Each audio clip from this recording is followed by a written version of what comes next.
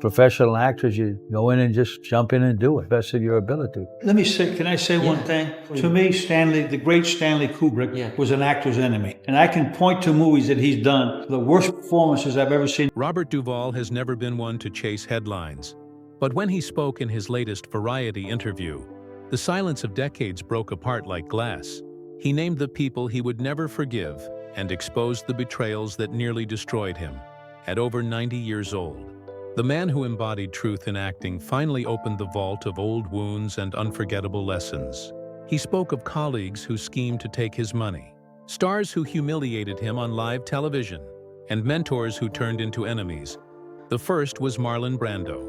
In 1971, during the blazing summer on The Godfather set, Brando's legend loomed so large that even time seemed to pause for him. Arriving late, surrounded by assistants, cigarette in hand, he commanded silence. Duvall once idolized him, memorized every line from On the Waterfront and A Streetcar Named Desire, believing Brando was the purest form of art. But that admiration soon rotted into resentment when he saw Brando's arrogance firsthand. Refusing to memorize lines, relying on cue cards taped across the set, even on James Caan's back, Duvall watched his so-called hero twist chaos into control, wrecking scenes by improvising just to stay dominant. When The Godfather premiered, Brando was crowned a genius while Duvall's brilliance went unnoticed. And when Brando publicly rejected his Oscar in 1973, turning art into a political stunt, Duvall saw it as betrayal of the film they built together. By the 1990s, Brando's life had collapsed under his own myth, and when he died in 2004, Duvall didn't attend the funeral. He simply sent a white card to Coppola with 3 words: "Let it end." The next wound came from Al Pacino, a brother turned rival. They once shared an apartment, splitting canned noodles and dreams. But after Godfather Part 2, fame divided them. Pacino became a superstar. Duvall chose solitude years later when Godfather 3 was announced. The studio offered Pacino $5 million and Duvall just $1 million. Insulted, he walked away saying, "I won't be someone's backdrop." The film went on without him, and critics said it lost its soul. Duvall never looked back, never forgave. Their friendship dissolved into polite silence. Years later, when Pacino received lifetime honors, Duvall left the hall before he took the stage. 2 men who once called each other brothers never met eyes again. But perhaps the deepest chill came from Stanley Kubrick. When Duvall saw footage of Shelley Duvall's suffering behind the scenes of The Shining, he was horrified, calling Kubrick an emotionless genius who drained humanity from art.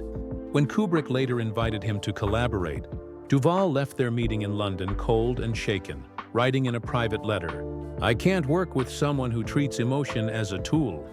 Decades later, he still stood by it, calling Kubrick a genius without a heart.